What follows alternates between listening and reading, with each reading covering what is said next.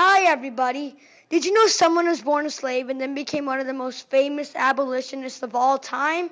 The person who did that was Frederick Douglass, who is me.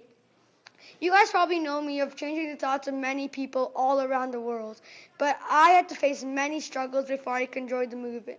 And even after I joined the movement, I still had to face struggles. But I, Frederick Douglass, did not let any of these things bother me. I changed the thoughts of many people all around the world, and I will always be remembered. I was born in the control of a white man named Captain Aaron Anthony. This person was cruel. I mean cruel. He used to treat his slaves as bad as his friends were, and his friends whipped, hit us, and punched us. And he would not interfere. I was born on February 1818. I didn't even know the day I was born, or not even the month. When I later grew up, I put my birthday was in February. I didn't even know the day or month I was born on, but it's because my parents were not educated. And my owner, Captain Aaron Anthony, would not even tell me the day I was born on. What a rude man! What's even worse is that my father had to leave us the moment I was born. So my mother, Harriet Bailey, had to raise me alone. I was really sad then, but my mother kept encouraging me and said that one day we will get out of here and we will be in the free states. And I didn't know how bad slavery was back then, but when I later grew up, my thoughts were going to change a lot.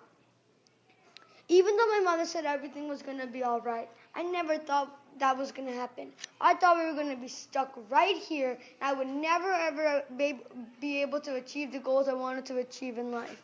All these thoughts were racing through my mind when suddenly somebody grabbed me by the arm, and I turned around and saw my owner with a devilish grin on his face. He picked me up and threw me onto the truck and closed the door. I saw 2 men exchanging money, and one man went into the truck and drove away. The last thing I saw was my mother screaming, "No!" It turned out I was sold to a man named Mrs. Smith. This person was almost as cruel as Captain Aaron Anthony, but his wife, Mrs. Smith, was kind and loving. She did an illegal thing and taught me how to read and write. She would wake me up in the night and take me into a room and teach me the ABCs, how to read words, and how to read sentences. And then she would teach me how to write words, sentences, and every day I kept getting better and better and better. Until one day, Mr. Smith came downstairs because he heard some talking and stopped the teaching right away. But he was too late. I already knew how to read and write, and thanks to Mrs. Smith, I was able to achieve the goals I wanted to achieve in life.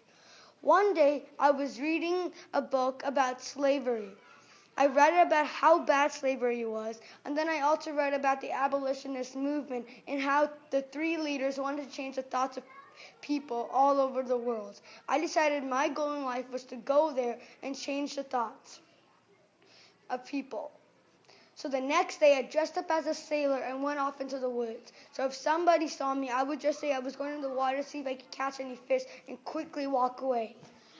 I never met up with anybody on my adventure, but I had one close call. It was almost daytime, and so I went up into a tree to take a nap. Then I woke up hearing faint barking in the distance.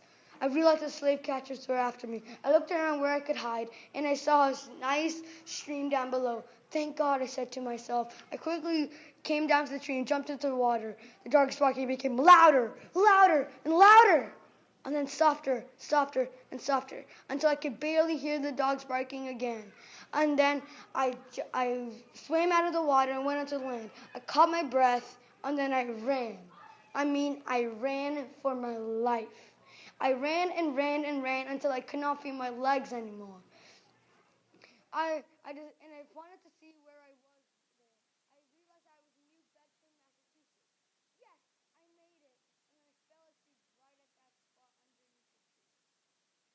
I woke up trying to find a job so I could earn some money to buy myself a house and some food.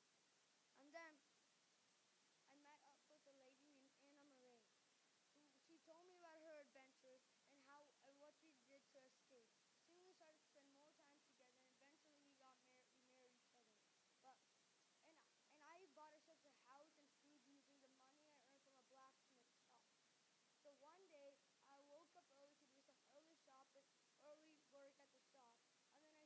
speak with people walking beside. Then my